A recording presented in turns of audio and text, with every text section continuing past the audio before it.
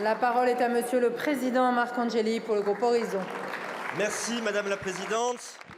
Monsieur le Premier ministre, le groupe Horizon et Apparentés tient tout d'abord à saluer votre nomination ainsi que celle de votre gouvernement. Je souhaite également saisir cette occasion pour saluer l'ensemble du travail effectué pendant 20 mois par votre prédécesseur, Madame la Première ministre Elisabeth Borne. Je le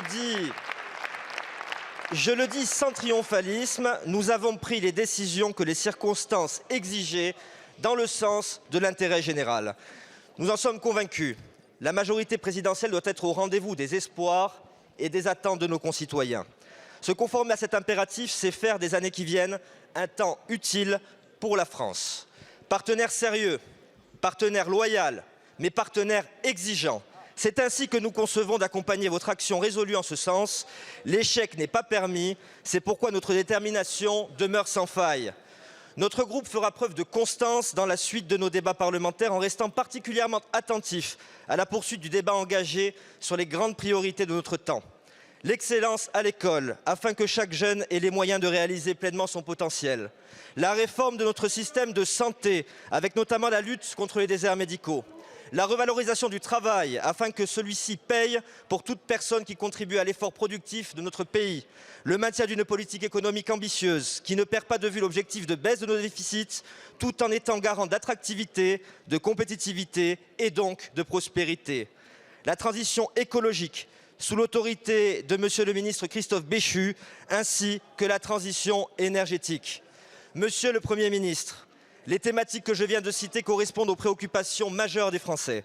Ainsi, pouvez-vous indiquer à la représentation nationale comment celles-ci vont trouver leur place dans la politique menée par votre gouvernement? Je vous remercie. Merci beaucoup, Monsieur le Président. La parole est à Monsieur le Premier ministre. Merci Madame la Présidente, Mesdames et Messieurs les députés, Monsieur le Président Marc Angeli. Je vous remercie pour votre question et l'état d'esprit qui est le vôtre, comme celui des groupes Modem, du groupe Renaissance, de la majorité présidentielle, qui consiste tout simplement à se poser une question qui peut paraître simple, mais qui me semble être le b.a.-ba. Quelles sont les attentes concrètes de nos concitoyens et comment pouvons-nous y répondre? Et dans la question qui est la vôtre, vous avez abordé ce qui constitue pour moi les attentes profondes de nos concitoyens aujourd'hui. Faire effectivement que le travail paye plus et que travailler soit toujours plus intéressant que ne pas travailler. Ça paraît là aussi une forme de b.a.-ba, mais malheureusement je constate régulièrement dans le débat politique que ça ne l'est pas pour tout le monde et que pour d'autres il s'agit d'un objectif annexe. Insister et continuer à le faire sur le fait que c'est le travail qui crée la richesse qui nous permet ensuite de financer nos services publics et la solidarité. C'est le travail qui nous permet de redistribuer. C'est le travail qui nous permet d'investir dans les services publics. Certains manient la taxe, l'impôt supplémentaire comme un préalable à toute chose. Et en faisant cela, finalement, ils nuiraient à la compétitivité de notre pays, au travail dans notre pays et donc aux recettes qui nous permettraient d'investir pour les Français. Nous sommes parfaitement alignés de ce point de vue-là.